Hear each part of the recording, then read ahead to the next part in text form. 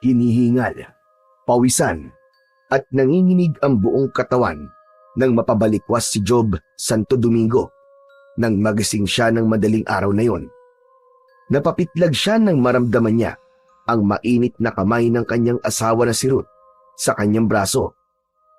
Job! Job, anong nangyayari? Okay ka lang ba? Napanaginipan ko na naman, Ruth. Ang tagal-tagal na. Pero bakit hanggang ngayon? Hindi pa rin ako nilulubayan ng bangungot na yon. Hindi ba sabi ko sa'yo? Magdasal ka bago matulog? Walang silbing dasal-dasal na yan. Palagi naman ako nagdadasal nung bata pa ako, pero anong nangyari? Wala! Mas lalo lang tumindi ang pagpapahirap sa akin ng Diyos. Narinig ni Job ang pagbuntong hininga ni Ruth. Pabulong nitong sinabi na ikukuha siya nito ng tubig. Nang lumabas ang kanyang asawa sa kwarto, ay bumuntong hininga siya at tumayo. Binuksan niya ang bintana at hinayaan niyang pumasok ang malamig na hangin. Habang nakatitig sa kawalan si Job, ay hindi niya maiwasang alalahanin ang masamang panaginip na dumalaw sa kanya. Ngunit hindi niya masabi na isa yung panaginip dahil totoo yung nangyari. 10 taong gulang pa lamang siya noon at nag-iisa siyang anak. Mahilig silang magsimba ng kanyang nanay at tatay tuwing linggo. Palagi silang nasa simbahan upang makinig ng misa at magdasal. Ngunit kapag nasa bahay na sila, doon na magsisimula ang impyernong buhay nilang mag-ina. Palagi silang binubugbog ng tatay ni Job, lalo na kapag nakakainom ito. Hindi na kinaya ng nanay ni Job ang lahat ng yon, kaya kinitil nito ang sariling buhay. Habang si Job, sa takot na umabot sa ganung punto, ay mas pinili niya ang maglayas at buhayin ang kanyang sarili. Simula nang umalis si Job sa kanilang bahay, ay itinigil na niya ang pagdarasal at paniniwalang merong Diyos. Dahil ang paniniwala niya na kung meron mang Diyos at mahal nito ang lahat ng tao, ay bakit hinahayaan ito na may mga taong makakaranas ng hirap at pagdurusa. Subalit magkaganon pa man, naging mabait ang tadhana para kay Job. Nagsumikap siya sa buhay hanggang sa makatapos siya ng kolehiyo na walang ibang inaasahan kundi ang kanyang sarili. Makalipas ang ilang sandali, bumalik na si Ruth na may dalang isang baso ng tubig. Lumapit ito kay Job at inabot ang tubig sa kanya. Tinanggap ni Job ang baso, ngunit hindi na muna niya yon ininom. Pasensya ka na kung nasigawan kita. Nabigla lang ako. Naiintindihan ko, Job. Hindi madali ang pinagdadaanan mo. Salamat, Ruth, sa lahat ng ginagawa mo para sa akin.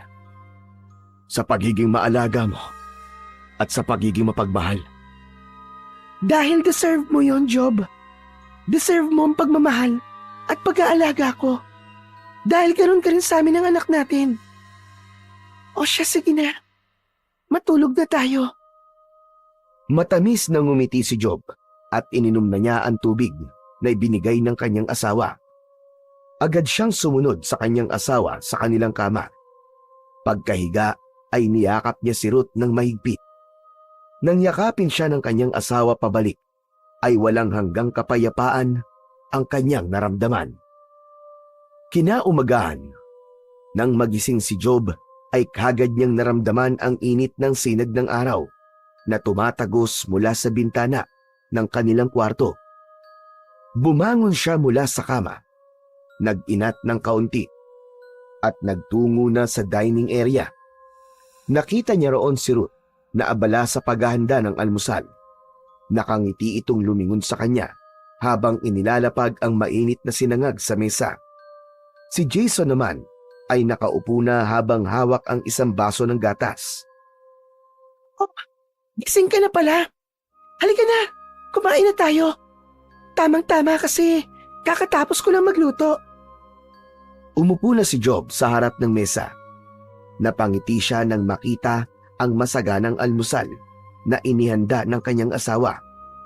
Sinangag, itlog, tapa, at meron pang sariwang prutas. Isa sa dahilan kung bakit mahal na mahal ni Job ang kanyang asawa ay dahil palagi nitong sinisiguro na masarap ang kanilang kinakain. Kaya naman, kahit katiting na pagsisisi na ito ang pinili niyang makasama habang buhay, ay wala siyang nararamdaman. Maayos at marangya ang buhay na meron si Job at ang kanyang pamilya. Isa siyang civil engineer sa isang kilalang kumpanya. Samantalang si Ruth naman ay isang housewife na buong pusong inaalagaan ang kanilang tahanan. Ang kanilang anak na si Jason na 10 taong gulang ay nag-aaral sa isang prestihiyosong private school. Nakatira sila sa isang exclusive subdivision kung saan tahimik, ligtas at malayo sa gulo ng syudad. Hindi nalilimutan ni Job ang pangakong binitiwan niya sa sarili nung bata pa siya. Ang hindi kailanman tularan ang mapait na buhay na naranasan niya, ang malupit na pagmamaltrato ng kanyang ama at ang pagkawala ng kanyang ina ay nagtulak sa kanya na magsikap at bumuo ng isang pamilya na puno ng pagmamahal at kapayapaan. Ang bawat desisyon na ginagawa niya ay para sa kinabukasan ng kanyang pamilya upang matiyak na ang kanilang anak na si Jason ay lalaki sa isang tahanan na hindi kailanman kukulangin sa pagmamahal at suporta. Pambihira, hindi na talaga matuloy-tuloy ang dieta ko dahil sa sarap mong magluto, Ruth. Hayaan mo na. Kahit naman lumobo ka pa ng gusto, ikaw pa rin ang pinakamacho at gwapo sa paningin ko. Bahagyang natawa si Job sa sinabi ng kanyang asawa. Tumingin siya sa anak nilang si Jason at ngumiti. Jason, kailan ba ang school break mo? Next week po, Papa. Oh, next week na pala eh. Gusto mo bang magbakasyon tayo? Yay! Gusto ko po, Papa. Saan po tayo pupunta? Teka, saan kaya? Pwede tayong magpunta sa Japan. Siguradong magugustuhan mo doon. May Disneyland doon. Japan kagad? Mahal doon, Job. Hindi ba? Nagtitipid tayo kasi kakakuha lang natin ng bagong sasakyan. Pwede namang hindi tayo lumabas ng bansa, di ba? Sa bagay, may punto ka doon, Ruth. Ano kaya kung mag-beach na lang tayo? Relaxing pa, di ba? Paulit-ulit na lang tayo nagbe-beach, Job. Bakit hindi tayo mag-camping? Hindi pa natin yung nagagawa, di ba? May nakita akong magandang camping site. Tapos, may lake pa. Siguradong magugustuhan ni Jason doon. Medyo napakunot ang noo ni Job. Camping? Teka, Ruth. Mas madali at mas relaxing ang mag-beach. Di ko na kailangan magdala ng gamit o mag-set up pa ng tent. Job, try lang natin. Hindi naman kailangan lagi tayo mag-relax lang, di ba? Maganda rin yung may bonding experience tayo para sa atin, lalo na kay Jason. Napatingin si Job kay Jason na tila nakikiusap na sumang-ayon sa gusto ng ina. Jason, anak, gusto mo bang mag-camping? Oo, Papa. Gusto ko po makita yung lake na sinasabi ni Mama. Sige na nga, panalo na kayo. Magka-camping tayo. Saka wala naman akong magagawa kundi pumayag sa gusto nyo. Kayong dalawa ang boss ko eh. Natawa silang tatlo, ngunit habang tinititigan ni Job ang saya sa mukha ng kanyang mag-ina, bigla siyang nakaramdam ng kakaibang kaba. Hindi niya maipaliwanag, pero tila bumigat ang kanyang dibdib. Agad niya yung iwinaksi at baka dahil lang yun sa panaginip niya kagabi. Itinuloy na nila ang kanilang masayang agahan. Ngunit sa likod ng kanyang isipan, nananatiling naglalaro ang hindi maipaliwanag na nararamdaman. Nang sumunod na araw, ay nagpunta sina Job sa isang kilalang outdoor shop na nasa loob ng mall upang bumili ng mga kakailanganin nila para sa nalalapit nilang camping trip. Hawak ni Ruth ang isang listahan ng mga gamit na kailangang bilhin Habang si Job naman ay tulak-tulak ang shopping cart na may nakalagay ng tent, sleeping bag, portable stove, at iba pang gamit. Si Jason naman ay naglalakad-lakad sa paligid habang nakatingin sa mga display ng camping lanterns at water bottles. Job, nakuha mo ba yung foldable chairs? Oo, Ruth. Nandito sa ilalim ng cart. Sigurado ka bang kailangan pa nito? Baka naman may upuan na dun sa campsite. Wala. Wala dun sa nabasa ko eh. Kailangan talaga natin magdala ng sariling upuan. Ayoko namang umupo sa lupa. Ah, ganun ba? Ano pa ba ang kulang? Yung cooler, para may paglalagyan tayo ng mga pagkain at inumin. Tumango si Job at iniwan sandali ang cart para kunin ang isang medium-sized cooler sa display. Pagbalik niya, naroon na si Jason na may hawak na maliit na flashlight. Papa, pwede bang bilhin natin to? Para may sarili po akong flashlight. Okay, Jason. Ilagay mo sa cart. Napangiti si Jason at agad na inilagay ang flashlight sa kanyang cart. Si Ruth naman ay abala sa pagkuha ng mga cooking utensils at collapsible water container. Pagkatapos ng halos 1 oras na pamimili, ay natapos din sila. Sakay na sila ng kanilang kotse pauwi ng bahay, habang si Jason ay masayang nagkikwento tungkol sa mga plano nito sa camping. Ngunit si Job, na hawak ang manibela, ay tahimik at malalim ang iniisip. Sigurado ka ba dito? Baka naman pwedeng sa ibang lugar na lang tayo magpunta. Siguro mas okay kung mag-beach na lang tayo o kahit sa isang resort. Job, ano ka ba? Hindi na tayo pwedeng umatras, no? Nakabili na tayo ng mga gamit eh. Sayang naman kung hindi natin magagamit. Oo nga, pero... Ewan ko, Ruth. Parang hindi ako mapalagay eh.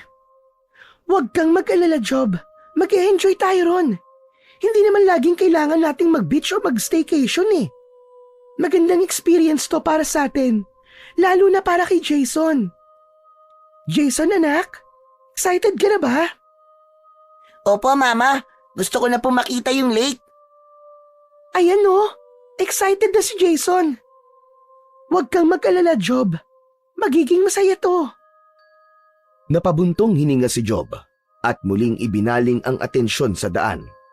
Sa kabila ng mga sinabi ng kanyang asawa, hindi niya maiwasang muling maramdaman ang hindi maipaliwanag na kaba na bumabalot sa kanya mula nang mapagdesisyonan nila ang camping trip na yon. Dumating na ang araw ng pag-alis ni na Job para sa kanilang camping trip. Maagang nagising si Job kasabay ni Ruth upang tiyaking wala silang makakalimutan.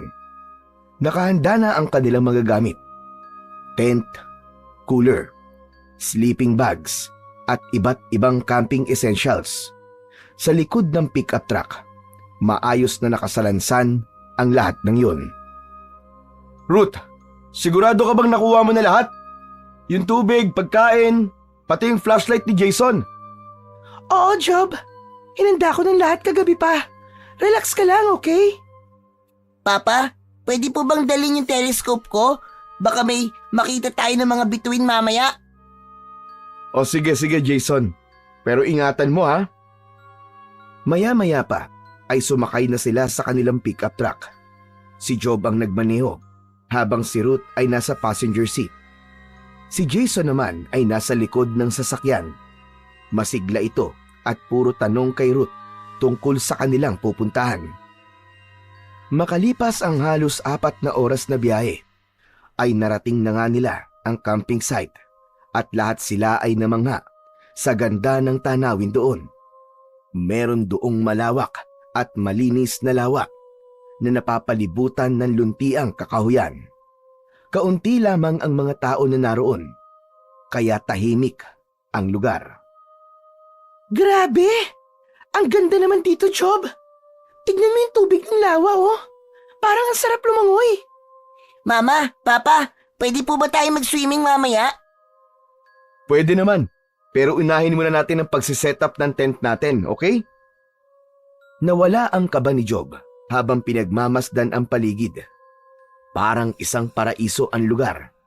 Tahimik, maganda, at malayo sa ingay. Sinimulan na kagad nila ang pag-set up ng kanilang tent. Kinuha ni Job ang mga poste habang si Ruth at Jason ay tumutulong sa paghawak ng mga tela. Ngunit kahit na anong gawin nila, tila hindi nila maayos ang pagkakakabit. Habang abala sila sa kanilang ginagawa, may isang lalaking lumapit sa kanila. Malaki ang katawan nito, nakakap at may dalang backpack. Mukhang nahihirapan kayo dyan ah. Gusto niyo ba tulungan ko kayo? Napatingin si Job sa lalaki at agad na tumango. Nako, salamat pare. Medyo nalilito kasi kami dito eh. Agad na tumulong ang lalaki at sa loob lang ng ilang minuto, naitayo na nila ang tent. Salamat talaga pare ha. Kung wala ka, baka bukas pa namin natapos to. Walang anuman yun. Ah, oo nga pala. Ako nga pala si Mike. Madalas ako mag-camping dito. Ako naman si Job pare. Asawa ko nga pala si Ruth. At ito naman ang anak namin, si Jason. Ang cute naman ang anak nyo. Sigurado mag-e-enjoy kayo dito. Tahimik at maganda ang lugar na ito. At kung gusto nyo ng kakaibang experience, subukan nyo mag-swimming sa lake. Ang sarap ng tubig dyan, lalo na kapag madaling araw. Salamat sa suggestion paring Mike. Oo nga pala. Gusto mo bang sumabay kumain sa amin? Salamat na lang, pero 3 araw na ako nagka-camping dito. Paalis na rin ako eh. Pero enjoy kayo rito ah. Sulitin yung lugar na to. Nagpaalam na si Mike at nagpatuloy sa paglalakad papunta sa kabilang bahagi ng campsite. Naiwan naman si Job na tila gumaan na ang pakiramdam dahil sa tulong na naibigay ng lalaki. Matapos yun, ay nagsimula na silang magluto ng pagkain nila. Si Ruth ang naghanda ng mga gulay at karne, habang si Job naman ang nag-set up ng mga portable stove. Si Jason naman ay masayang naglalaro sa paligid. Habang abala sila, muling napatingin si Job sa paligid. Napangiti siya dahil napagtanto niya na napakaganda talaga ng lugar na yon para makaramdam siya ng takot at pagkabahala. Matapos nilang kumain, ay nagdesisyon na sina Job na magtampisaw at lumangoy sa malinis na tubig ng lawa. Labis silang nag-enjoy dahil hindi gaanong malamig ang tubig. Umaw na sila ng palubog na ang araw at nakaramdam sila ng pagod. Tuluyan nang nawala ang pangamba ni Job at napalitan yon ng kasiyahan dahil kasama niya ang kanyang mag-ina sa ganong kagandang lugar habang sila ay puno ng kasiyahan. Matapos magbanlaw ay nagsimula na silang naghanda ng hapunan. Maya-maya pa ay masaya na nilang pinagsaluhan ang mga niluto ni Ruth. Job, nagsisisi ka ba? Na dito tayo pumunta? Hindi, Ruth. Napakaganda ng lugar na to. Para nga tayo nasa ibang mundo eh. Sigurado ko na hindi ito ang magiging huling pagpunta natin dito. Pagkatapos nilang kumain, ay inilabas ni Jason ang dala nitong telescope. Maraming bituin ng gabing yon, kaya labis itong nag-enjoy sa pagtingin sa mga bituin sa kalangitan. Tahimik na pinanood nila Job at Ruth ang kanilang anak habang nakaupo sila sa camping chair. Alam mo, Job, sana sa susunod, subukan naman nating bumisita sa iba't ibang simbahan. Hindi nagsalita si Job. Nagkunwari siyang walang narinig habang nakatingin kay Jason. Baka oras na rin para magbalik loob ka sa Diyos, Job. Ruth, alam mo naman ang sagot dyan, di ba? Hindi na mangyayari yun. Matagal na akong tinalikuran ng Diyos. Kaya tinalikuran ko na rin siya.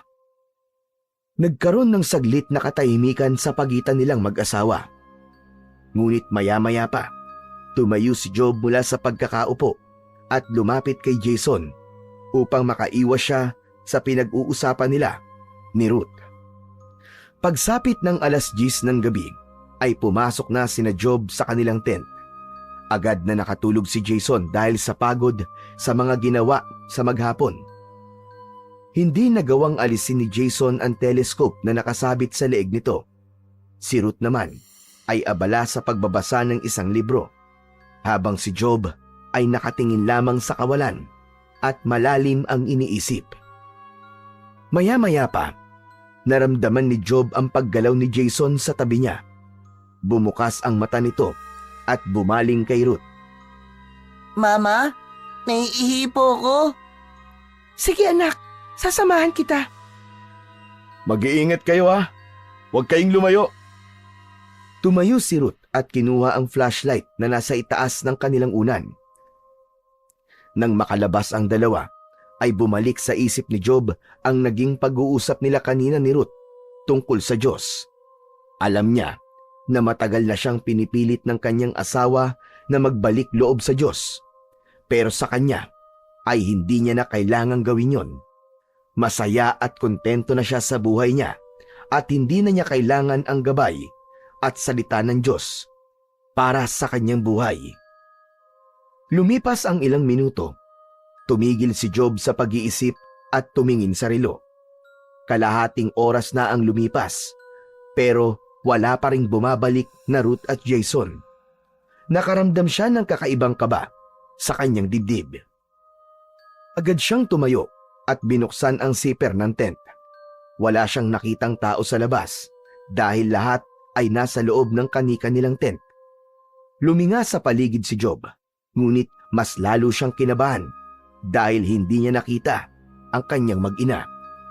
Maya-maya pa, mula sa madilim na kakahuyan, ay biglang lumabas si Ruth. Umiiyak ito at halatang balisa. Agad itong sinalubong ni Jason at hinawakan sa magkabila ang balikat. Ruth! Ruth, anong nangyari? Nasa si Jason? Job! Nawawala si Jason! Nawawala ang anak natin! Ano?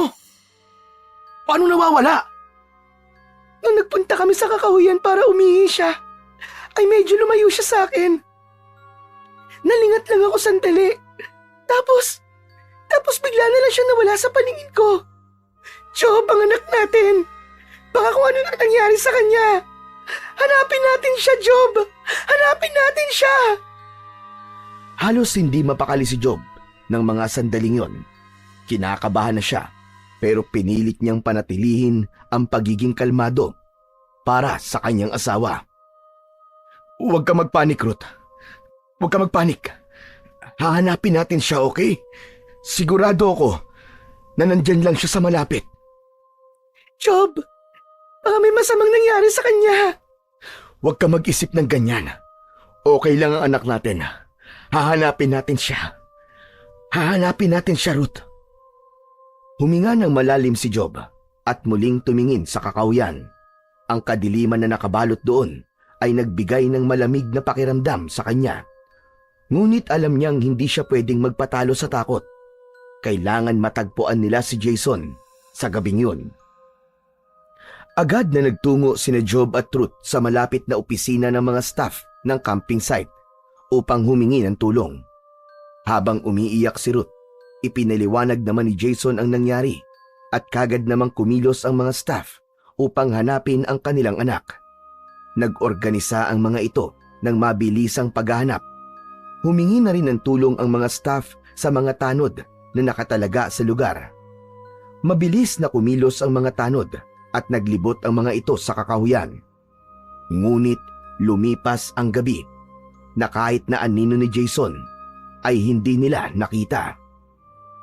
Pagsapit ng umaga, dumating ang mga pulis upang tumulong na rin sa paghahanap. May kasama ang mga ito na mga trained na aso upang subukang mahanap ang anumang bakas ng bata. Sinuyod ng mga ito ang bawat bahagi ng kakahuyan, ang gilid ng lawa, at maging ang mga kalapit na lugar. Ngunit sa kabila ng masinsinang paghahanap, ay hindi pa rin nila natagpuan si Jason. Habang patuloy na umiiyak si Ruth, si Jason naman ay pilit na pinipigil ang kanyang emosyon, pero ang kaba at takot sa kanyang puso ay lalo pang lumalalim. Ang pag-asa nilang matagpuan ang kanilang anak ay tila unti-unting naglalaho sa bawat oras na lumilipas. Sa mga sumunod na araw, wala pa ring tigil ang paghahanap kay Jason. Kahit ang ibang camper ay voluntaryong tumulong na rin sa paghahanap. May ilan pa nga na nagdala ng sarili nilang gamit tulad ng mga flashlight, radyo at pagkain upang masuportahan ang paghahanap. Sa kabila ng pagod at pagkabigo sa bawat araw, hindi nawalan ng pag-asa ang lahat, lalo na sina Job at Ruth.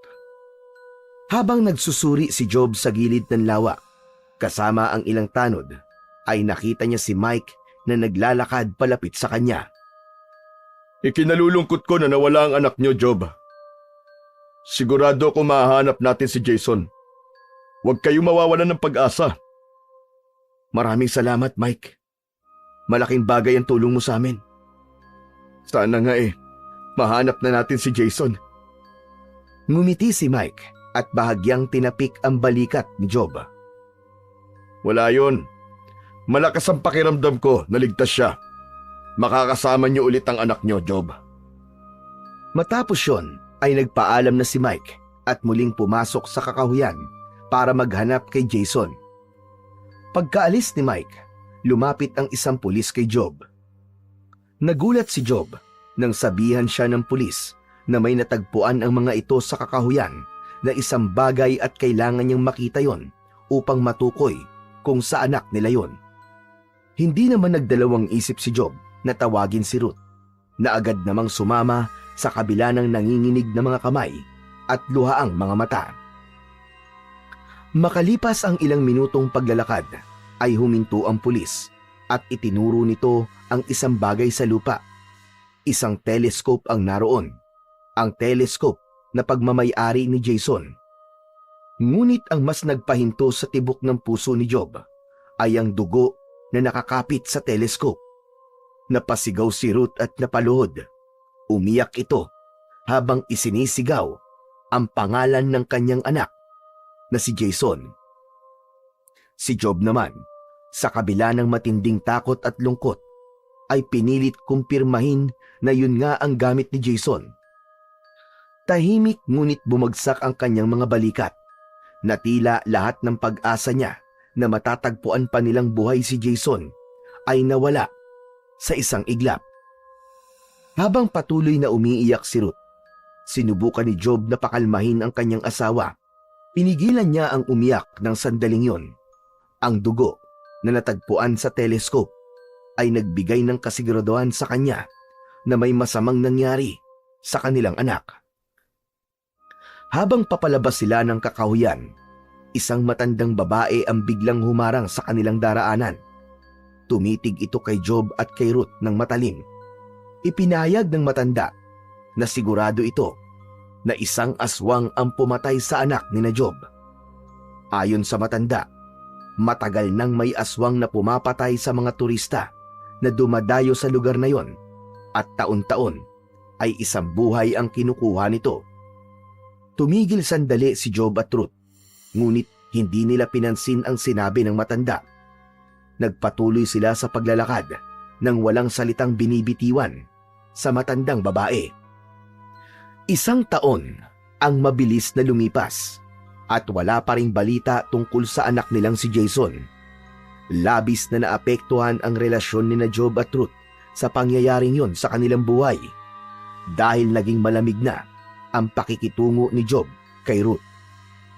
Isang umaga, nagising si Job at nakita si Ruth na nakabihis ng maayos. Saan ka pupunta? Pupunta ako sa isang manghuhula na nirekomenda ng kaibigan ko. Anong gagawin mo sa manghuhula? Ipapahula ko kung nasan si Jason, kung anong nangyari sa kanya. Ang sabi kasi ng kaibigan ko, magaling daw ang manghuhula na yon. Job, baka siya na ang sagot para mahanap na natin ang anak natin. Hindi makapaniwala si Job sa sinabi ni Ruth. Matiim siyang tumitig sa kanyang asawa. Tigilan mo ang kalokohang yan, Ruth. Nag-aaksaya ka lang ng oras at pera. Tanggapin mo na lang na wala na ang anak natin. Wala na siya. Ganun lang ba kabilis at kadali para sa'yo natanggapin ang lahat, Job? Anong klase kang ama? Sa bagay, hindi na ako dapat magtaka. Simula na mawala si Jason, kahit isang beses, ay hindi ko nakitang umiyak ka. Sa tingin mo ba, ganun lang kadali para sa akin na tanggapin ang lahat, ha? Hindi porket hindi mo ako nakikitang umiiyak ay hindi na ako umiiyak, Ruth. Umiiyak din ako.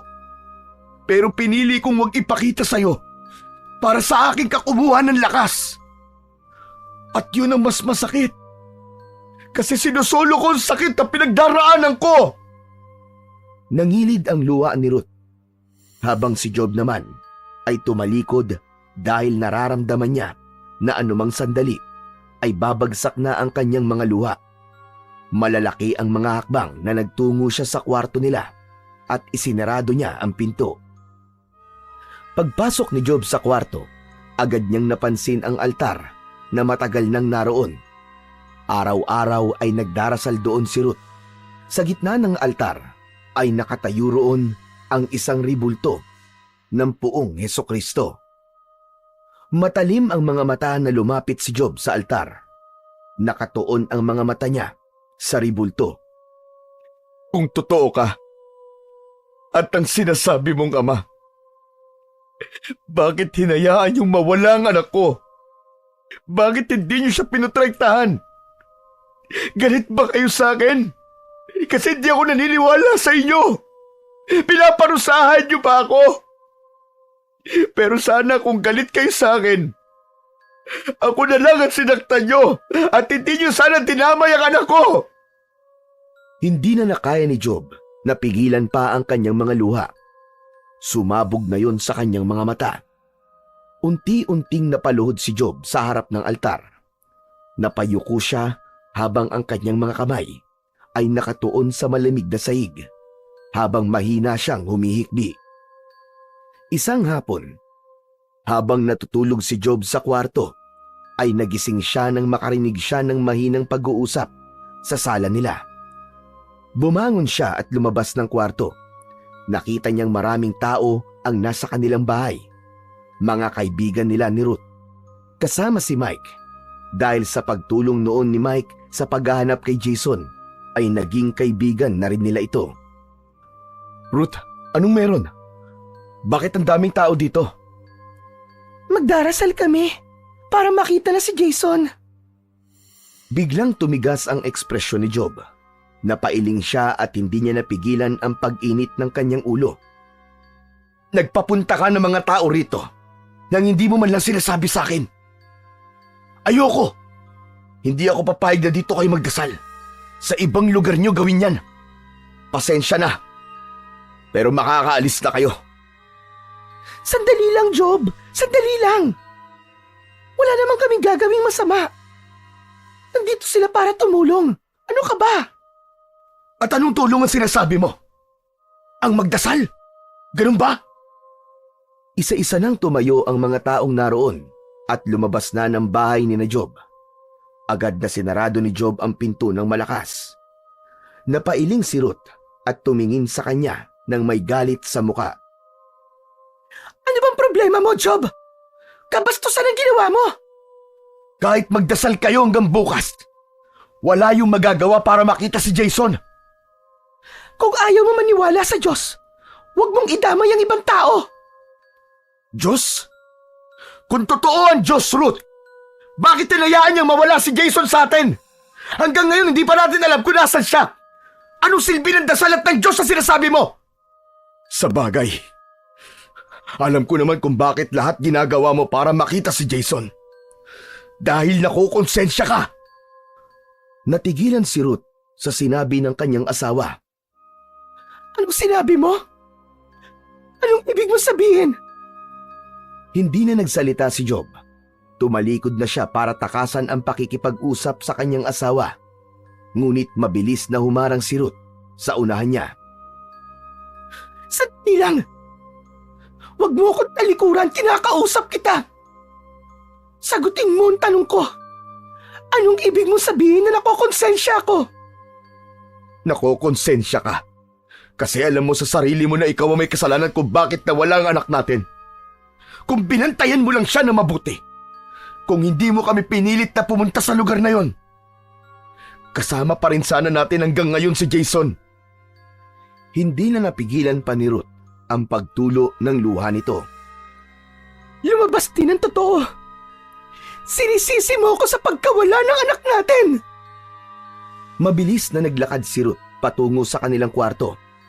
Papitlag si Job nang malakas nitong isarado ang pinto.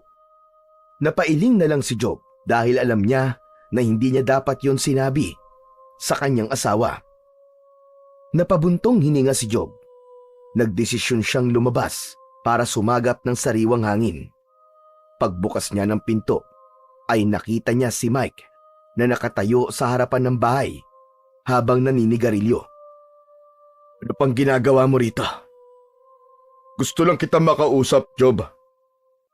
Napakunot ang noo ni Job pero hindi siya sumagot. Pinagpatuloy ni Mike ang pagsasalita. Job, alam kong mahirap ito para sa'yo. Pero sana, huwag kang masyado maging malupit kay Ruth. Pareho lang naman kayo nawalan ng anak. Hindi mo siya kalaban, Job. Magkakampi dapat kayong dalawa. Natigilan si Job. Matiim niyang tinignan si Mike pero wala siyang sinabi. Ramdam niya ang bigat na mga salitang binitiwan nito. Maya-maya pa, may inilabas si Mike mula sa bulsa ng jacket nito. Isang puting envelope. Iniabot nito yun kay Job na agad naman niyang tinanggap. Ano to? Nakita ko yan sa tabi ng pinto ng bahay niyo. Mukhang para sa'yo. Sige, Job. Aalis na ako. Bago pa makapagsalita si Job, naglakad na palayo si Mike. Naiwan si Job na hawak ang envelope. Bumalik siya sa loob at isinara ang pinto. Umupo siya sa may sofa at tinignan ang envelope. Sinimulan niyang buksan ang envelope at isang sulat ang naroon. Binasa niya ang sulat sa halos pabulong na tinig. Kung nais mong malaman kung ano ang nangyari kay Jason at kung nasan siya, pumunta ka sa lugar na nasa likod ng sulat na ito. Hihintayin ka namin, Job. Nanlaki ang mga mata ni Job. Kaagad niyang binaligtad ang sulat at nakita niya roon ang isang mapa na may marka sa isang lugar na hindi pamilyar sa kanya. Maya-maya pa ay napailing siya at inisip niya na baka meron lang nagtitrip sa kanya. Ngunit nang muli niyang basahin ang maikling sulat, ay may kakaiba siyang naramdaman. Bumalik sa kanya ang labis na kagustuhan na makita ang kanyang nawawalang anak. Sa loob ng ilang araw, hindi maalis sa isipan ni Job ang laman ng sulat at ang mapa. Pinilit niyang baliwalain yon nung una at inisip niya na isa lamang yung biro. Ngunit habang lumilipas ang mga araw, ay naisip niya rin na paano kung yun na ang paraan upang makita nila si Jason. Ang pag-asa na makahanap ng kasagutan ay unti-unting umusbong sa kanyang dibdib, kahit pa alam niyang maaari rin siyang mabigo. Isang umaga, napagpasyahan ni Job na subukan na puntahan ang lugar na nasa mapa. Hindi niya na yon ipinaalam kay Ruth. Kinuha niya ang susi ng kanyang pick-up truck at tahimik na lumabas ng bahay. Nang makasakay siya sa pick-up truck, ay agad niya yung pinaandar. Habang nagmamaneo si Job, paulit-ulit niyang iniisip kung ano ang naghihintay sa kanya sa lugar na nasa mapa. Maya-maya pa ay kumagat na ang dilim at tanging ilaw ng kanyang headlights ang nagbibigay liwanag sa madilim na kalsada na kanyang tinatahak. Wala nang kabahayan sa lugar na yon at puro naglalakihang puno ang nasa gilid ng kalsada.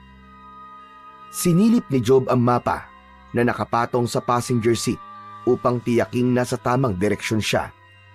Ngunit nagulat siya nang ibalik niya ang tingin sa unahan. Isang batang lalaki ang biglang lumitaw sa unahan niya. Mabilis na kinabig ni Job ang manibela pakanan at sa sobrang bilis ng pangyayari, Naramdaman niya ang pag-ikot ng kanyang sasakyan papunta sa gilid ng daan. Napasigaw siya nang makita niya ang isang napakalaking puno na mababangga niya.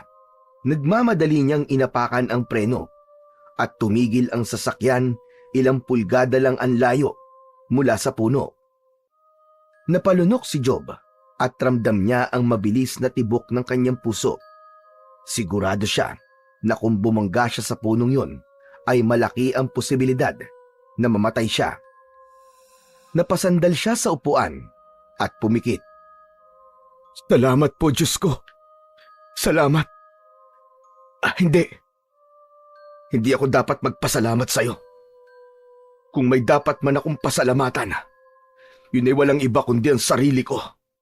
Ako ang tumapak sa preno. Ako ang nagligtas sa sarili ko. Wala kang kinalaman dito. Mabilis siyang umayos ng upo at hinawakan muli ang manibela.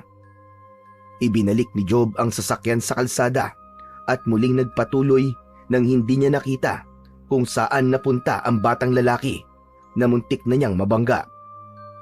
Habang tumatakbo ang pick-up truck niya, isang bagay lamang ang malinaw sa kanya. Hindi siya titigil hanggat hindi niya nalalaman ang katotohanan tungkol sa pagkawala ng kanyang anak. Madaling araw na pero nagmamaneho pa rin si Job. Ayon sa mapa ay malapit na siya sa kanyang destinasyon. Lumiko siya sa isang lugar, hindi sementado at ang nasa gilid ay mga nagtataasang mga puno. May konting kaba siyang naramdaman, ngunit alam niyang hindi siya pwedeng umatras ng sandaling yon. Pagkalipas lamang ng ilang minuto, natanaw niya ang bahay na nasa dulo ng daan. Isa yung malaking bahay na gawa sa kahoy. Meron yung simpleng disenyo. Sa harap ng bahay ay may maayos na hardin at isang lawa na kumikislap sa liwanag ng buwan. Napalunok si Job. Biglang nagbalik sa kanyang alaala ang lugar kung saan nawala si Jason dahil may lawa rin doon. Para bang sinadyaan lahat ng yon upang pukawin ang sakit na pilit niyang kinakalimutan. Huminto si Job sa harapan ng bahay. Pinatay niya ang makina ng sasakyan at bumaba. Nilapitan niya ang pinto ng bahay at nang akmang kakatok siya ay biglang bumukas ang pinto. Bahagya siyang nagulat ng isang matandang lalaki na may maaliwalas na muka ang bumungad sa kanya. Puro puti na ang buhok nito. Hindi na pa kita hinihintay. Sino ka? Ikaw ba nagpadala ng sulat na ito? Ipinakita ni Job ang sulat sa matandang lalaki. Ako si Nathaniel. Pumasok ka muna. Ganyan ka ba talaga? Basta mo nalang papapasukin ng kahit na sino sa bahay mo, kahit hindi mo kilala? Lahat ay welcome sa tahanan ko. Masamang tao, mabuti, at kahit na kriminal. Lahat kayo ay maaaring pumasok dito. Wala nang nasabi si Job. Tumuloy siya sa loob ng bahay. Napansin niyang simple, ngunit malinis at maaliwalas ang loob. Pinaupo siya ni Nathaniel sa isang malambot na sofa. Ayaw mo na bang sagutin ang tanong ko? Ikaw ba nagpadala ng sulat? Tama ka. Ako nga, Job. Teka. Paano mo nalaman ang pangalan ko? Lahat kayo ay kilala ko. Kahit may pagkakataon na itinatanggi niyo ko. Wala akong oras para sa matatalinhaga mong salita. Nasaan ang anak ko? Nasaan si Jason? Alam kong nakakapagod at mahaba ang iyong biyahe. Magpahinga ka na muna. Pagsikat ng araw, saka tayo mag-uusap. Isang pinto ang binuksan ni Nathaniel at sinabi nito na yun ang magiging kwarto ni Job. Teka tanda, hindi mo ba talaga ako sasagutin? Sabihin mo na ang dapat kong malaman dahil ayoko magtagal dito. Hindi sumagot ang matandang lalaki at tahimik itong pumasok sa isa pang kwarto. Naiwang mag-isa si Job sa sala. Nang sandaling yon ay naramdaman na niya ang pagod at antok dahil sa walang tigil niyang pagmamaneho. Naisip niya na kailangan na niyang magpahinga, kaya pumasok na siya ng kwartong itinuro ng matanda. Simple lang ang kwarto. May isang maliit na kama, isang mesa at isang lampara sa tabi. Wala na siyang inaksayang oras. Humiga siya sa kama at sa kabila ng mga tanong na gumugulo sa kanyang isipan, agad siyang nakatulog dahil sa matinding pagod. Maliwanag na nang magising si Job.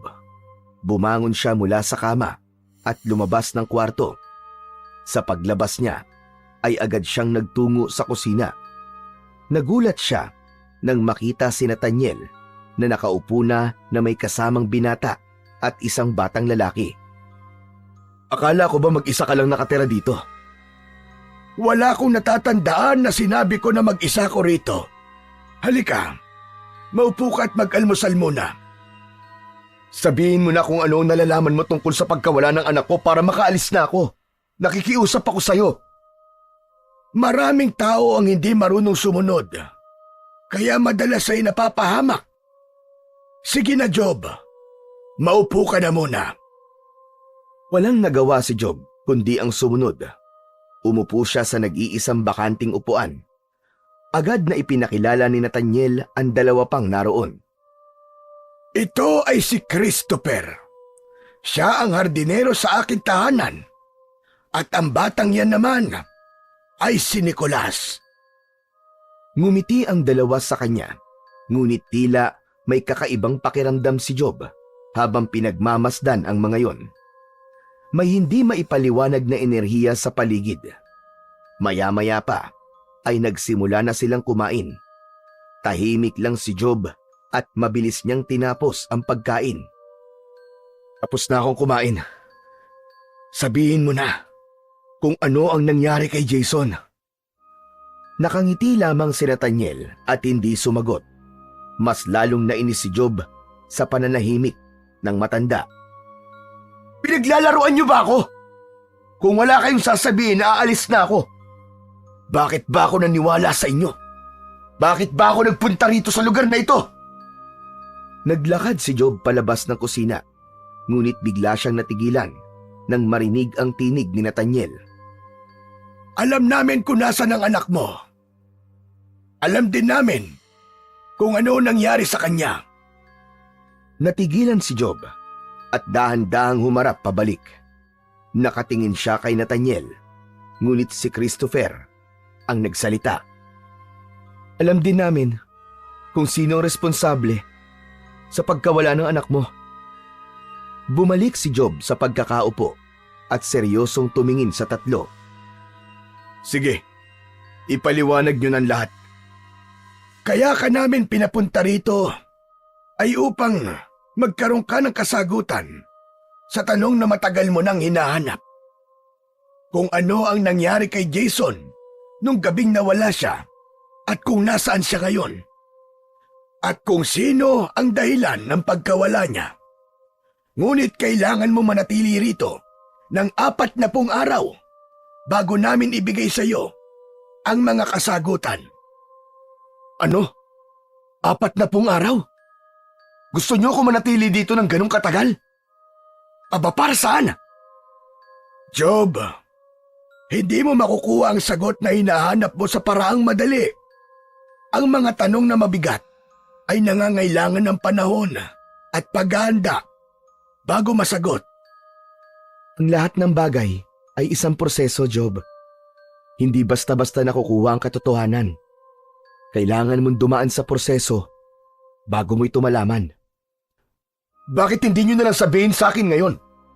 Ano ba? Pinaglalaruan niyo ba ako rito? Hindi ka namin pinaglalaruan. Ang kailangan mo lamang gawin ay ang magtiwala.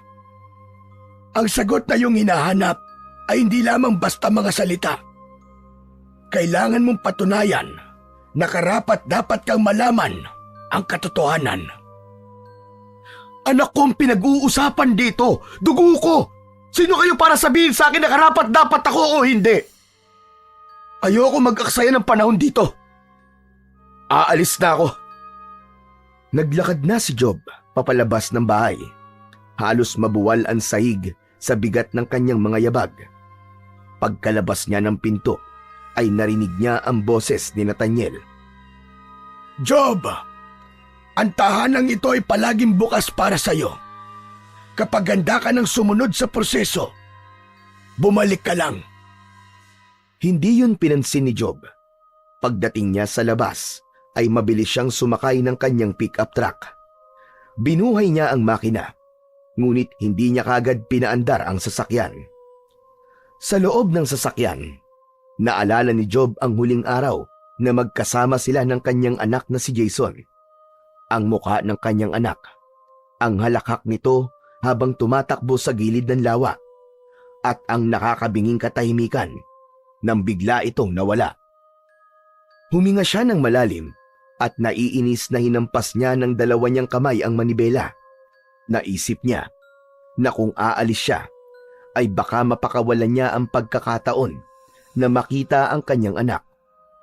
Pumikit siya at sa kabila ng kanyang inis at duda, ay may bahagi niya ang nagsabing subukan niyang maniwala sa mga taong nasa loob ng bahay sa kanyang harapan.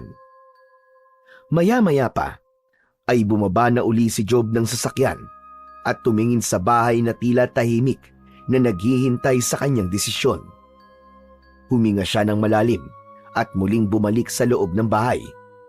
Dumiretso siya sa kusina kung saan naroon pa rin sina Nathaniel, si Christopher at si Nicolas. Nanalo ako sa pustahan namin. Tama ako. Babalik ka nga, Kuya Job. Sige, panalo kayo. Payag na ako manatili rito ng 40 araw. Pero siguraduhin nyo lang na sa dulo nito, makukuha akong sagot sa mga tanong ko. Dahil kung hindi nyo magugustuhan ang gagawin ko sa inyong tatlo. Maligayang pagbabalik muli, Job. Isa-isang tinignan ni Job ang tatlo na tila tinatansya niya kung dapat ba siyang magtiwala sa mga yon. Ngunit alam niya na wala na siyang ibang mapagpipilian kundi ang paniwalaan at magtiwala sa tatlong taong nasa kanyang harapan. Sa mga unang araw ni Job, sa bahay ng matandang lalaki, tila naging paulit-ulit ang kanyang mga ginagawa.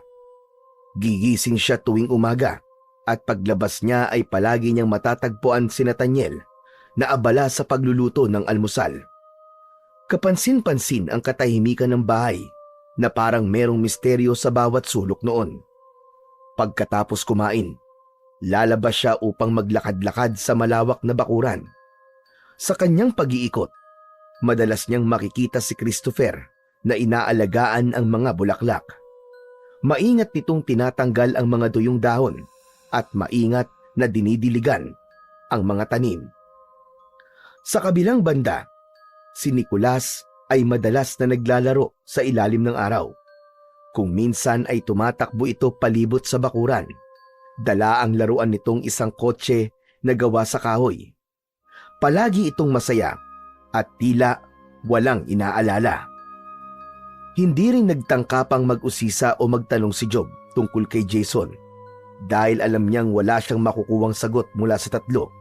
Sa halip, tinanggap niya na kailangan niyang maghintay kahit pa puno pa rin siya ng pagdududa at pagkabagot. Isang hapon, nang lumabas si Job sa kanyang kwarto, ay napansin niya na bahagyang nakabukas ang pinto ng kwarto ni Nicolas. Nakita niya si Nicolas na nakaupo sa sahig habang abala sa pagbuo ng isang malaking jigsaw puzzle. Nakakalat ang mga piraso sa paligid ni Nicolas at kitang-kita sa mukha nito ang hirap sa ginagawa. Lumapit si Job sa pintuan at hindi niya naiwasang makita kay Nicolas si Jason dahil halos kaedad lang nito si Jason nung nawala ito. Marahang kumatok si Job sa pinto. Napahinto naman si Nicolas sa kanyang ginagawa at napatingin kay Job. Nag-alangan siyang ngumiti sa bata. Pwede ba akong pumasok? Ngumiti si Nicolas at tumango. Pumasok na si Job at naupo sa sahig sa tapat ng bata. Pinagmasdan niya ang kalat ng mga piraso ng puzzle. Ang dami niya na.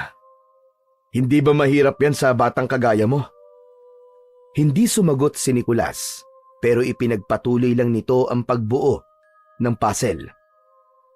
Tulungan na kita. Gusto mo? Sige po, Kuya Job. Kanina pa po kasi ako rito pero hindi ko po mabuo-buo. Kinuha ni Job ang ilang piraso ng puzzle at sinimulang hanapin kung saan dapat nakalagay ang mga yon. Bahagya siyang natigilan nang muling nagsalita si Nicolas. Mahirap po talaga kapag ganito po karami ang piraso ng puzzle, no? Minsan nga po, sa sobrang hirap ay susuko ka na lang. Kaya hindi po talaga para sa mainipin ang pagbuo ng jigsaw puzzle. Napatingin si Job kay Nicolas. Hindi niya inasahan ang lalim ng mga salitang lumabas mula rito. Tinignan niya si Nicolas, pero nakatuon pa rin ang bata sa puzzle. Parang wala itong mali siya sa sinabi nito. Ngunit ramdam ni Job ang bigat ng bawat salitang binibitiwan nito. Minsan naman po, makakakita ka po ng mga piraso na mukhang magkakasya. Pero hindi po pala siya rin nakapwesto. Hinawakan ni Nicolas ang isang piraso at pilit na inilagay sa tabi ng isang piraso ng puzzle, pero hindi yun tumugma roon. Napabuntong hininga ito at inilapag na lang ulit sa sahig ang hawak na piraso ng puzzle. Si Job naman ay tahimik lang. Pakiramdam niya ay paulit-ulit sinasaksak ang dibdib niya sa mga sinabi ni Nicolas. Nagpatuloy sila sa kanilang ginagawa. Isa-isa nilang pinagtagpo ang mga piraso. Ilang saglit pa, muling nagsalita si Nicolas. Kuya Job, alam niyo po ba na ang pagbuo po sa jigsaw puzzle ay parang paghahanap sa sarili? Kailangan mo magtiyaga, pero higit doon, kailangan mo maging matalino sa piraso ng puzzle na nakikita mo. Minsan kasi, akala mo tama na, pero mali naman pala. Halos hindi na makahinga si Job. Tila ba ang bawat piraso ng puzzle na kanilang hawak ay may kasamang paalala tungkol sa kanyang sariling buhay. Ang mga bagay na pilit niyang tinatakasan, ngunit laging bumabalik. Tignan mo kuya nakakatuwa no? Ang liit lang na mga piraso ng puzzle na ito, pero kahit maliit ang mga ito, kailangan natin to para makita natin ang mas malaking larawan at para maging buo ang puzzle. Hindi pa rin makapagsalita si Job. Pakiramdam niya ay hindi na jigsaw puzzle ang tinutukoy ni Nicolas, kundi mismong si Job. Para bang pinipilit ng bata na ipamukha sa kanya ang mga bagay na matagal niya nang kinalimutan. Napatingin siya sa mga kamay ni Nicolas na masigasig pa ring hinahanap ang tamang piraso. May isang bahagi sa kanya na gustong itanong kung saan nanggagaling ang mga ganoong kaisipan ng bata. Pero pinigilan niya ang kanyang sarili. Ay nako, nakakainip talaga magbuo ng ganitong kalaking jigsaw puzzle, Kuya Job. Pero kapag huminto ka, hindi mo makikita ang kumpletong larawan. Mas nakakapanghinayang yun, Kuya. Ano bang pinagsasasabi mo, Nicolas? Saan mo ba nakukuha ang mga ganyang salita? Po? Hindi po ba nag-uusap po tayo tungkol po sa pagbuo ng jigsaw puzzle? Hindi na lang nagsalita si Job.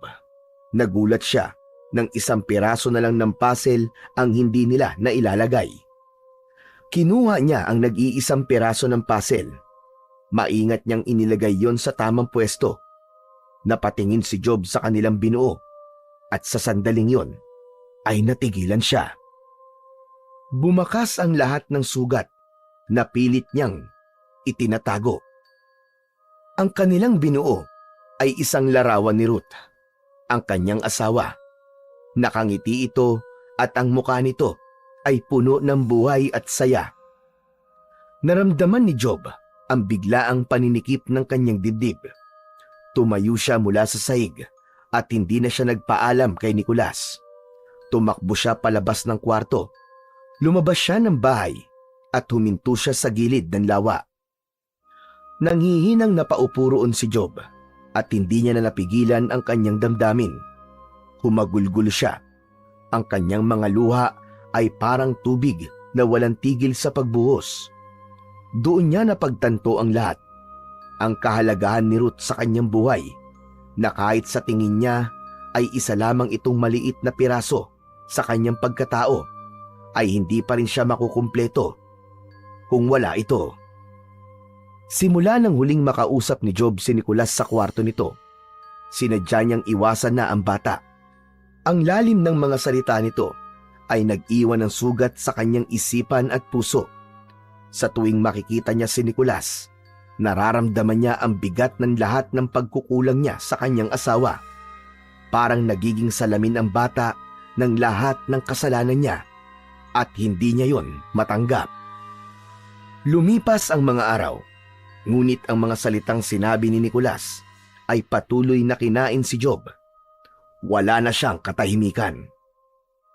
Isang gabi, habang tahimik ang buong bahay, naupo si Job sa gilid ng kanyang kama. Ang lahat ng masasayang alaala bago mawala si Jason ay naglalaro sa kanyang isipan. Kasama na roon ang lahat ng mga pagkakataong napasaya siya ni Ruth at ang biglaang pagbagsak ng lahat nang mangyari ang trahedya. Naisip niya kung paano siya naging malamig kay Ruth at kung paano niya to sinisi sa pagkawala ng kanilang anak, gayong wala naman itong kasalanan sa pangyayaring yon. Niyakap si Job ng matinding konsensya. Tumulo ang kanyang mga luha habang paulit-ulit niyang sinasabi ng pabulong ang mga salitang hindi niya nasabi noon kay Ruth. Patawad, Ruth. Patawad sa lahat ng sakit na ibinigay ko sa iyo. Napakabuti mong tao, Ruth. At ako ang dahilan kung bakit nasira ang lahat. Ako ang dahilan kung bakit nagkaganito tayo. Nang mapatingin siya sa isang bahagi ng silid, ay nakita niya ang anino ng kanyang ina na nakasabit sa kisame habang may nakapalupot na lubid sa leeg nito. Biglang bumalik ang isang mapait na alaala mula sa kanyang kabataan. Siya ang nakakita sa kanyang ina nung gabing kinitil nito ang sariling buhay. Ang eksenang yon ay tila sariwa pa rin sa kanyang isipan. Biglang nawala sa paningin niya ang anino. Ngunit ang bigat ng alaala ay nanatili sa kanyang puso. Tumayo siya at nilingon ang paligid ng kwarto. Doon niya nakita ang isang lubid na nakapatong sa ibabaw ng mesa. Napatingin siya roon ng matagal at ang bigat na kanyang nararamdaman ang siyang nagtulak sa kanya. Nabitiwan ang isang desisyon. Kinuha ni Job ang lubid. Umakyat siya sa isang upuan at isinabit ang lubid sa kisame. Habang inaayos ang buhol, pumikit siya at sinubukang balikan ang masasaya nilang alaala ng kanyang asawa. Ngunit bago maituloy ni Job ang kanyang plano, isang ingay mula sa labas ng bahay ang gumulantang sa kanya. Natigilan siya at bumaba mula sa upuan. Dumungaw siya sa bintana at nakita niya si Christopher sa labas na pilit na binubuhat ang isang malaking bato. Napakunot ang noo ni Job. Sa kabila ng lahat ng bigat na nararamdaman niya, nagdesisyon siyang isantabi muna ang sarili niyang mga iniisip. Lumabas siya ng bahay at nilapitan si Christopher. Walang imik na tinulungan ni Job si Christopher na buhatin ang mabigat na bato. Mabilis nilang naiangat ang bato at nailagay yon sa isang tabi. Huminga ng malalim si Christopher, sabay punas ng pawis sa noo. Sa wakas, naalis ko rin yung bato na yan doon. Grabe, ang tagal ko na kasing gustong alisin ang bato na yan sa dati niyang pwesto. Maraming salamat, Job, ha? Bakit naman? Gusto ko kasing magtanim ng mga bulaklak doon sa dating kinapwepwestuhan ng batong ito.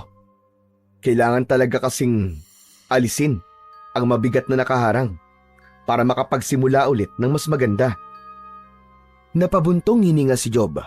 May kung anong tumusok sa puso niya sa sinabi ni Christopher. Parang hindi lang tungkol sa bato ang tinutukoy nito, kundi pati na rin sa kanya. Pero bakit kung kailang gabi, tsaka mo pa ginagawa to? Di ba pwedeng bukas na lang? Masyado kasi ako maraming ginagawa eh. May mga bulaklak pa sa likod ng bahay na kailangan kong ayusin. Baka gusto mo akong tulungan. Hindi na hinintay ni Christopher na sumagot si Job at nauna na itong nagtungo sa likod ng bahay. Napailing si Job at napilitan siyang sumunod kay Christopher. Pagdating nila sa likod ng bahay, nakita niya ang maraming tuyong dahon sa mga halaman. Isa-isa nilang sinimulang alisin ang mga yon. Alam mo, Job, ang paghahalaman ay nangangailangan ng pasensya. Hindi mo pwedeng madaliin ang proseso. Kailangan ng oras upang ang mga punla ay umusbong at tumubo. Parang buhay lang. Ang magagandang bagay ay kailangan ng matyagang paghihintay. Kapag binadali mo ang isang bagay, hindi magandang kalalabasan nito. Bakit mo sinasabi ang mga bagay na yan? Para ka matanda kung magsalita. Sa'yo ba nagmana si Nicolas? Hindi mo ba napansin? Para ka ring halaman minsan. Natutuyo, nasisira, pero kung aalagaan at bibigyan ng panahon, pwede pa rin mabuhay ulit. Napakunot ang noo ni Job. Hindi niya alam kung paano sasagutin ang mga sinabi nito. Habang abala siya sa pag-aalis ng tuyong dahon, bigla siyang tinanong ni Christopher. Kuya Job, bakit may tinatanggi na kilala mo si Jesus? Nabitiwan ni Job ang hawak na dahon. Natigilan siya at napatingin kay Christopher. Teka, paano mo nalaman yan? Kilala ka namin, Job. Higit pa sa pagkakakilala mo sa iyong sarili. Matagal ko nang kinalimutan yung Diyos na sinasabi mo. Wala na akong pananampalataya. Alam ko naman na kinalimutan niya rin ako. Alam mo, Job, hindi niya tayo kailanman kinakalimutan. Tayo ang lumalayo. Tayo ang bumibitaw. Pero palagi siyang nandyan. Naghihintay sa pagbabalik mo. Hindi ko na rin paniniwalaan na may Diyos pa. Kung totoo siya, bakit niya hinayaang mawala ang anak ko, Christopher? Anong klase siyang ama na gagawin ng ganong kasakit na bagay sa kanyang anak? Ang mundo'y puno ng sakit at paghihirap. Pero hindi naman ibig sabihin nun ay wala ng Diyos. Tumingin ka sa paligid mo, sa mga bituin, sa mga halaman, sa hangin na nalalanghap mo. Lahat ng yan ay patunay na may Diyos na nagmamahal sa ating lahat. Hindi na kinaya ni Job ang mga sinasabi ni Christopher. Parang may kung anong gumigising sa kanyang puso. Ngunit ayaw niyang harapin yon. Tumayo siya at iniwan si Christopher. Habol niya ang kanyang paghinga nang bumalik siya sa kanyang kwarto. Pagpasok niya sa kanyang silid, napansin niyang wala na ang lubid na isinabit niya kanina sa kisame. Naghanap siya sa paligid, ngunit hindi niya na talaga yon nakita pa. Napaupo siya sa gilid ng kama at muling naguguluhan. Sa kabila ng lahat, may kung anong bumabagabag sa kanya. Isang boses na tila nangungusap mula sa loob niya na matagal niya nang hindi naririnig.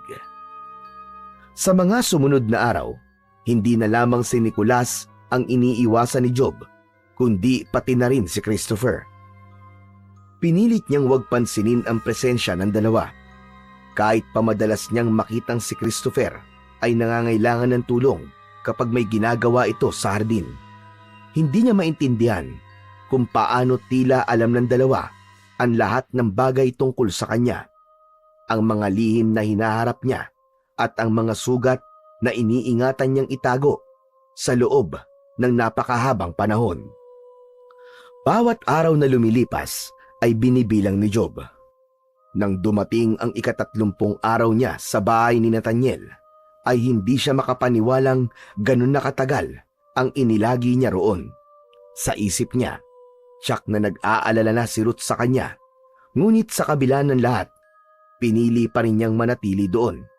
Pinangako niya sa kanyang sarili na tatapusin ang 40 araw. Ngunit habang palapit ng palapit ang pagtatapos ng pananatili niya roon, ay lalong bumibigat ang kanyang pakiramdam na parang may bagay na hindi pa niya maharap o maunawaan. Isang gabi, habang mahimbing na natutulog si Job, ay dinalaw siya ng isang panaginip. Sa kanyang panaginip, ay naglalakad siya sa gitna ng isang madilim na kakahuyan. Maya-maya pa, narinig niya ang boses ni Jason na tinatawag siya. Nakita niya si Jason na nakatayo ilang di pa lang ang layo sa kanya. Lalapitan niya sana ito, ngunit hindi niya magawang iangat ang kanyang mga paa sa lupa. Hindi nagtagal, isang malahalimaw na nilalang ang lumabas mula sa likod ng isang malaking puno. Sa isang iglap, tinangay ng halimaw si Jason. Halos mabaliw si Job sa takot. Pinilit niyang igalaw ang kanyang mga paa, ngunit hindi siya makakilos. Nagising si Job na pawis na pawis. Pilit niyang inalis sa isip niya ang naturang panaginip, pero hindi siya nagtagumpay. Doon niya napagtanto na may kasalanan din siya sa pagkawala ng kanilang anak. Tumayo si Job mula sa kanyang kama at kinuha ang kaha ng sigarilyo at lighter mula sa drawer. Tahimik siyang lumabas ng bahay at dumiretso siya sa gilid ng lawa. Sinindihan niya ang isang stick ng sigarilyo, ngunit bago pa man siya makahit-hit ng usok mula roon, ay may biglang kumuha sa sigarilyo mula sa kanyang kamay. Napaatras siya sa gulat. Paglingon niya, ay nakita niya si Nathaniel na walang imik na itinapon sa lawa ang sigarilyo. Walang maitutulong ang sigarilyo sa nararamdaman mo ngayong gabi. Hindi ka ba makatulog? Oho. Kayo, bakit gising pa rin po kayo? Hindi rin ho ba kayo makatulog? Hindi ako natutulog, Job. Sinisiguro ko na lahat ay napapakinggan ko. Bahagyang natawa si Job sa sinabi ni Nathaniel at inisip niya na nagbibiro lamang ito. Sinabi ni na Christopher at Nicolas sa akin na iniiwasan mo raw sila. Totoo ba yun? Dahil ang dami po nilang sinasabi na wala namang kabuluhan. Wala ba talagang kabuluhan ang sinasabi nila? O baka naman hanggang ngayon, tinatakasan mo pa rin ang katotohanan at ayaw mong harapin ang sakit na nariyan sa loob mo. Hindi sumagot si Job. Tila umurong ang dila niya sa sinabi ni Nathaniel. Alam kong nasasaktan ka pa rin, Job. At kapag nasasaktan ng isang tao, nawawala ang kapasidad niya para magmahal. Kaya siguro, mas pinipili mong umiwas sa lahat ng ito. Wala akong oras para sa ganitong usapan. Sige na, matutulog na ako. Tinalikuran ni Job si Nathaniel at nagsimulang maglakad pabalik sa bahay. Ngunit bago pa siya makalayo, nagsalita muli si Nathaniel. Naiintindihan kita, Job. Dahil kapag nasasaktan ng isang tao, ay maraming hindi magagandang nangyayari sa kanyang buhay.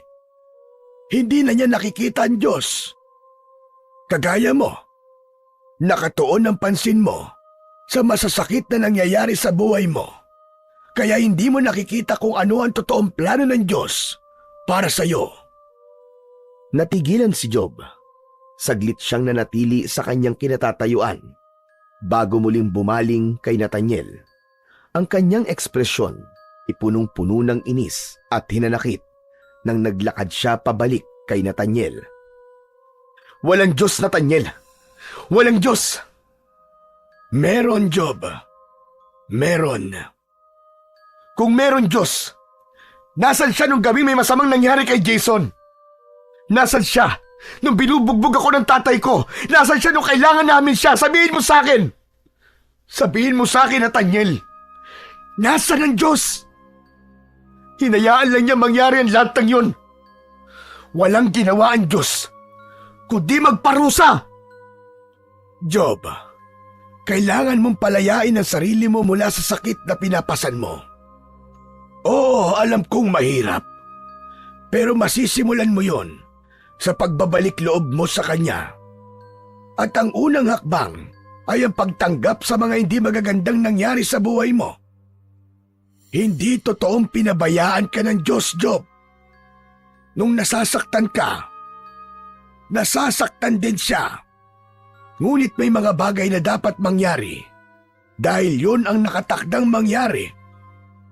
Ang kailangan mo lamang gawin, Job, ay magtiwala at maghintay.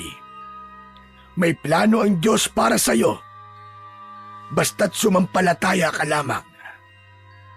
Sa pagkakataon na yon, ay hindi na napigilan ni Job ang kanyang emosyon. Tuluyan nang kumawala ang mga luha na kanina pa niya pinipigilan. Magtiwala? Minsan na ako nagtiwala sa Diyos, Nathaniel. Pero palagi na lang akong binibigo. Kaya bakit pa ako magtitiwala sa Kanya? Bakit pa ako magtitiwala sa Diyos sa sinasabi mo? Bakit? Kakambal ng pagtitiwala ang paghihintay, Job. Hindi laging dumarating kagad ang sagot. Pero darating ito sa tamang oras, sa paraan at pagkakataon na hindi mo inaasahan. Nagulat si Job nang bigla siyang yakapin ni Nathaniel. Sa una, nanatili siyang nakatayo, ngunit unti-unti, naramdaman niya ang init at sinseridad sa yakap ni Nathaniel. Tuluyan nang bumigay ang kanyang damdamin. Mas lalong bumalong ang mga luha sa kanyang mga mata. Isang hagulgol na matagal niya nang kinikimkim ang sumabog mula sa kanyang puso. Parang lahat ng sakit, galit at pagkakulong ng kanyang damdamin ay biglang nabuksan. Hinayaan lang siya ni Nathaniel na umiyak at humagulgol habang yakap siya nito. Pakiramdam niya ay isang mapagmahal na ama si Nathaniel habang siya ay ang anak nito na nagsusumbong dito. Habang umiiyak, unti-unti niyang naramdaman ang isang bagay na matagal niya nang hindi nararanasan. Kapayapaan. Sa unang pagkakataon, matapos ang isang taon ay nabawasan kahit paano ang bigat na meron siya sa kanyang puso. Simula nang makausap ni Job si Nathaniel, ay unti-unting gumaan ang pakiramdam niya. Marami siyang bagay na napagtanto. Napagtanto niyang hindi ang Diyos ang lumayo sa kanya, kundi siya ang tumalikod dito. Naunawaan ni Job na ang bawat pangyayari sa buhay, mabuti man o masama, ay may dahilan. Hindi laging madaling tanggapin ang mga sugat ng nakaraan. Ngunit sa puso niya, alam niyang yun ang proseso ng pagtutuwid ng landas niya na matagal nang nawalan ng direksyon. Nangako si Job sa kanyang sarili na sisimulan niyang palayain ng sarili mula sa galit at kalungkutan. Alam niyang hindi magiging madali yun, ngunit handa na siyang harapin yun. Hinayaan niyang maramdaman ang sakit ng pagkawala ni Jason. At sa wakas, nagawa niyang iiyak ang lahat ng hinanakit na matagal niya nang tinatago. Maging ang kanyang ama ay pinatawad na rin niya. Kahit hindi ito personal na humingi ng kapatawaran sa kanya. Hindi na rin siya makapaghintay na makauwi sa piling ng kanyang asawa. Nais niyang humingi ng tawad sa lahat ng kanyang pagkukulang at muling buuin ang kanilang relasyon. Isang gabi, nang magtungo si Job sa hapagkainan, ay agad niyang napansin ang dami ng nakahaing pagkain. May adobong manok, sinigang na baboy, inihaw na tilapia, lumpia, at kung ano-ano pang putahe na parang pampiesta. Tinignan niya si Nathaniel na tahimik na naglalagay ng sabaw sa mangkok. Ang daming pagkain ah. May espesyal bang okasyon ngayon? Nakalimutan mo na ba? Bukas na ang alis mo. Natapos mo na ang 40 araw mo dito, Job. Bukas na? Parang ang bilis ah. Hindi ko na malaya ng paglipas ng mga araw. Kaya nga ito na ang huling hapunan mo kasama kami. Bukas ay maaari ka nang umalis at umuwi sa inyong tahanan. Tumahimik si Job at inilibot niya ang kanyang mga mata sa tatlong kasama. Alam niya na nais niya nang makauwi dahil gusto niya nang makasama si Ruth. Ngunit sa hindi niya maipaliwanag na dahilan, may kirot siyang naramdaman sa ideya ng pag-alis niya sa bahay na yun.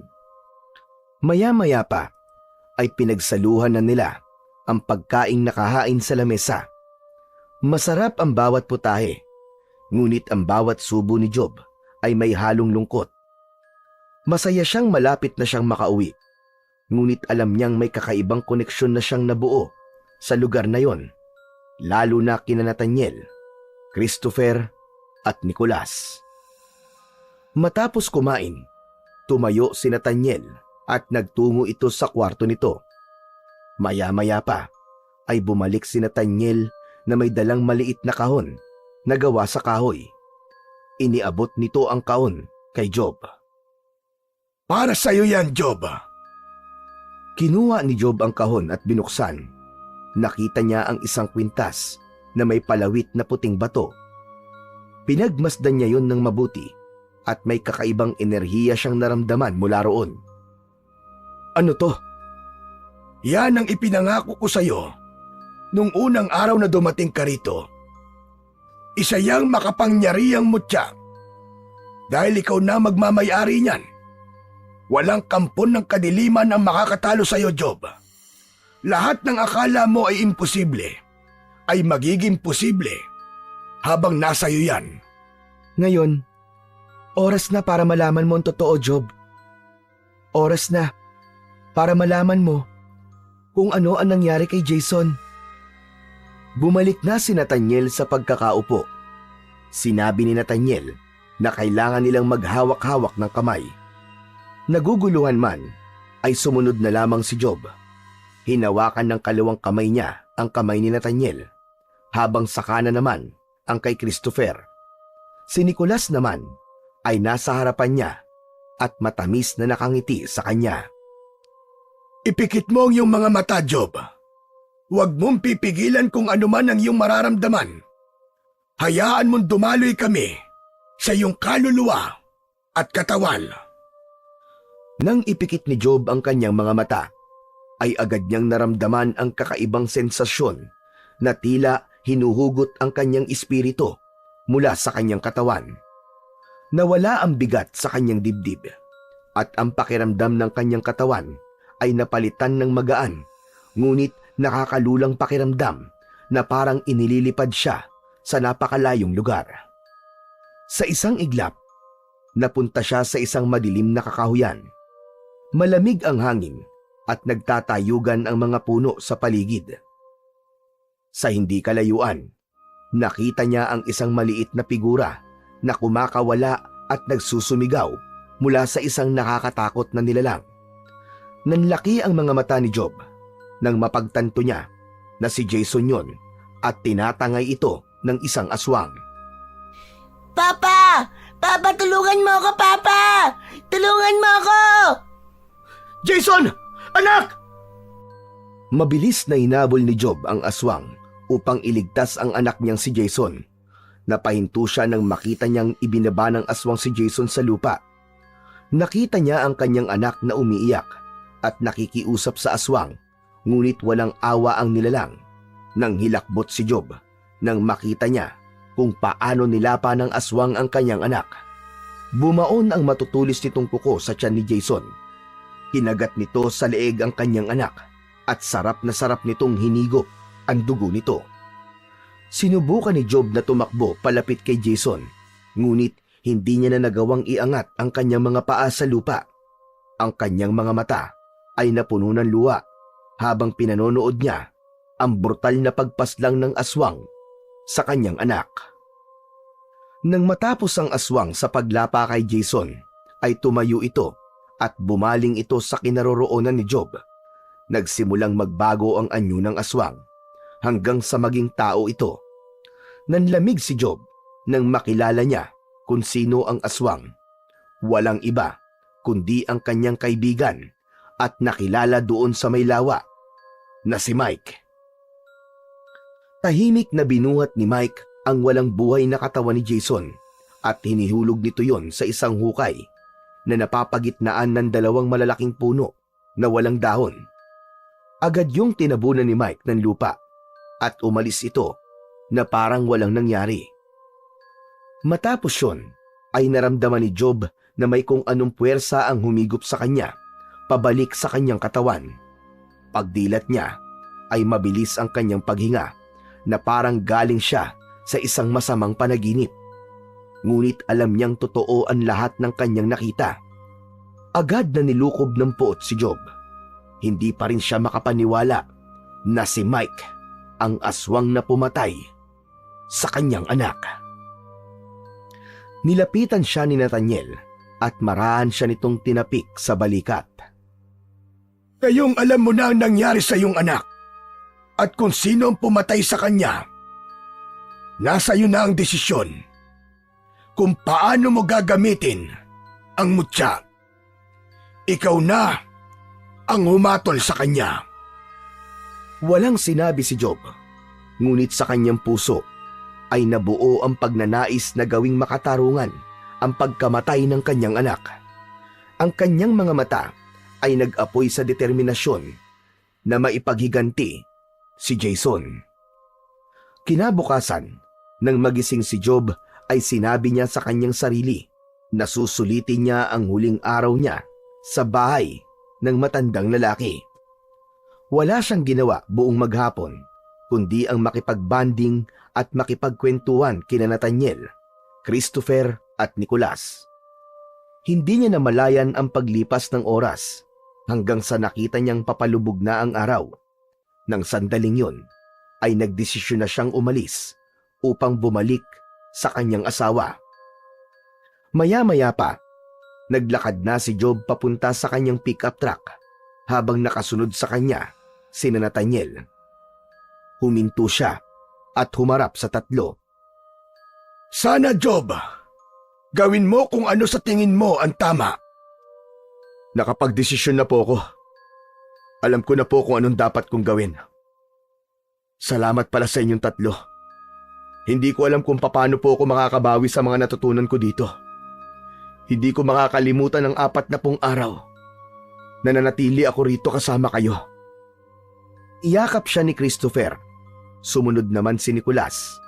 At sa huli, si Nathaniel.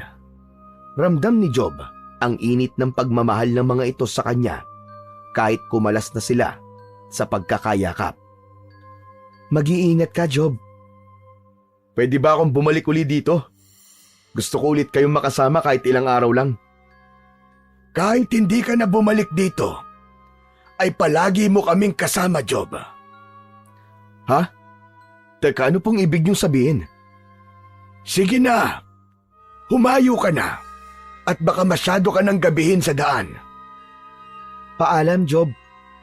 Sana ang mga aral na natutunan mo dito ay magsilbing gabay mo sa iyong buhay. Tumango si Job habang pilit na pinipigil ang namumuong luha sa kanyang mga mata. Pumasok siya sa kanyang sasakyan at agad niya yung pinaandar.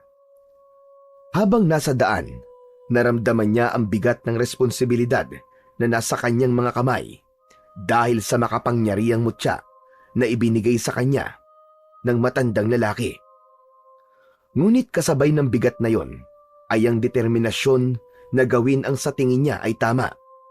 Hindi lang para sa kanyang anak, kundi para sa lahat ng maaaring maapektuhan ng kanyang mga susunod na hakbang. Makalipas ang isang oras, ay tuluyan ng kumalat ang dilim sa paligid. Patuloy pa rin sa pagmamaneho si Job. Hawak niya ang manibela gamit ang kaliwang kamay, habang ang kanang kamay naman ay nakahawak sa mutya na nakasabit sa kanyang leeg. Bumalik sa kanyang alaala ang pagpatay ni Mike sa kanyang anak. Pakiramdam niya ay habang buhay yun mananatili sa kanyang isipan. Naramdaman niya ang pag-apaw ng galit sa kanyang dibdib. Sa gitna ng kanyang pagmamaneho ay may isang batang lalaki ang biglang lumitaw sa gitna ng daan. Labis na nagulat si Job at agad niyang kinabig ang manubela papunta sa kanan upang maiwasan ang bata. Pero hindi pa man siya nakakabawi sa pagkabigla nang tumambad naman sa unahan niya ang malaking puno na nasa gilid ng daan. Labis siyang kinilabutan dahil alam niyang nangyari na ang bagay na yon bago niya narating ang bahay ng matandang lalaki. Agad niyang tinapakan ng preno, ngunit hindi yun kumagat. Kahit anong tapak ang gawin niya roon, ay hindi huminto ang sasakyan niya.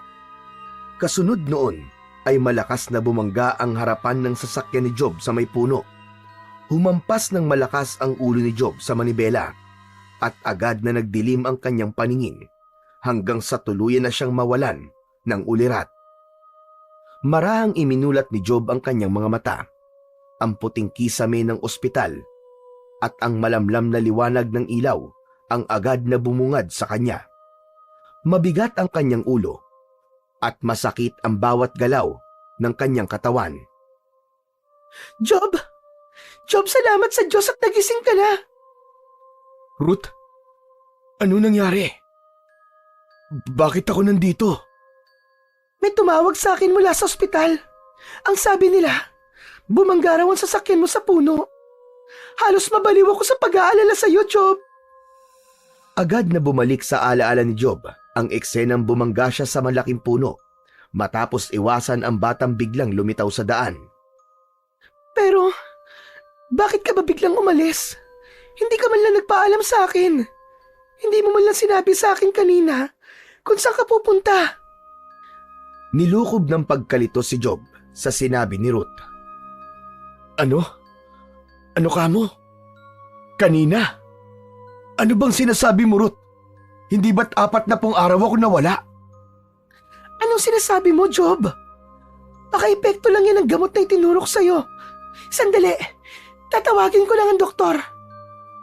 Tumayo si Ruth at nagmamadaling lumabas ng silid upang tawagin ang doktor.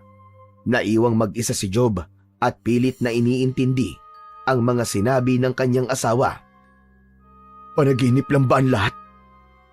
1 araw lang pala ako nawala. Napahawak si Job sa kanyang leeg. Doon niya naramdaman ang malamig na bagay na nakasabit doon. Nang tignan niya yon, tumambad sa kanya ang mutya na ibinigay ni Nathaniel. Namilog ang kanyang mga mata at mabilis na nagbalik sa kanyang alaala ang lahat. Ang 40 araw na kasama niya sina Nathaniel, Christopher at Nicholas. At ang pagkakatuklas niya sa tunay na nangyari kay Jason ay hindi isang panaginip, kundi isang realidad. Hindi panaginip ang lahat ng yun. Hindi ako maaaring magkamali. Totoo ang lahat ng yun. Totoo nangyari. At si Mike, kailangan niyang magbayad sa ginawa niya sa anak ko. Kahit masakit, ay inalis ni Job ang nakakabit na swero sa kanyang kamay. Bumaba siya sa kama at naglakad palabas ng silid na yon, kahit nanginginig ang kanyang mga tuhod. Nang makalabas siya sa kwarto, sinilip niya ang paligid upang tiyakin na walang makakahalata sa kanya. Tumakas siya mula sa ospital, bit-bit ang matinding kagustuhang harapin si Mike at makuha ang hustisyang nararapat para kay Jason. Hindi na alam ni Job kung paano siya nakarating sa harap ng bahay ni Mike. Ilang minuto siyang nakatayo roon bago siya kumatok ng malakas. Agad na bumukas ang pinto at bumungad sa kanya si Mike na halatang nagulat nang makita siya. Job, anong ginagawa mo rito? Akala ko ba nasa ospital ka? Papunta na nga sana ako doon para dalawin ka eh. Pwede ba akong pumasok? Oo naman, halika, pasok ka, pasok. Matapos makapasok ni Job, ay isinarado ni Mike ang pinto. Mabilis na sinunggaban ni Job si Mike. Sinakal niya ito at mariin niyang isinandal sa dingding. Nanlaki ang mga mata ni Mike. Nagtangka itong kumawala, ngunit parang bakal ang mga kamay ni Job na nakapalibot sa leeg nito. Job! Anong ginagawa mo, Job? Naramdaman ni Job ang kakaibang lakas na dumadaloy sa kanyang katawan mula sa mutya. Pakiramdam niya ay kaya niyang patayin ang kahit na sinong halimaw o aswang ng sandaling yon. Doon niya napatunayan na totoo ang kapangyarihan ng mutyang ibinigay sa kanya ni Nathaniel. Alam ko na ang totoo, Mike. Ikaw ang pumatay sa anak kong hayop ka. Ikaw ang aswang na pumatay kay Jason. Saan ka kumuha ng lakas ng loob para makipagkaibigan sa akin pagkatapos mong patayin ang anak ko? Anong klaseng demonyo ka? Sa isang iglap, nagbago ang anyo ni Mike. Ang kanyang balat ay naging magaspang at nagkaroon ng makapal na balahibo. Ang mga mata nito ay nagkulay pula at nanlisik. Naging matutulis ang mga ngipin at ang mga kuko nito. Sa isang malakas na paggalaw, nagawang makawala ni Mike sa pagkakasakal ni Job. Hindi mo naiintindihan, Job. Hindi mo naiintindihan kung bakit kayo nagawa. Wala akong kontrol sa tuwing nagiging aswang ako. Patawarin mo ako kung si Jason ang naging biktima ko ng gabing yun. Papatayin kitang hayop ka! Papatayin kita! Agad na sinugod ni Mike si Job, ngunit bago pa ito makalapit, ay mabilis na itong sinalubong ng malakas na suntok ni Job. Tinamaan si Mike sa dibdib at napaatras ito. Bakas sa mukha nito ang pagtataka sa lakas na ipinakita ni Job. Nagpatuloy ang laban ng dalawa. Sa bawat galaw ni Mike bilang aswang, mabilis siyang nasasalubong ng mas matinding suntok at sipa mula kay Job.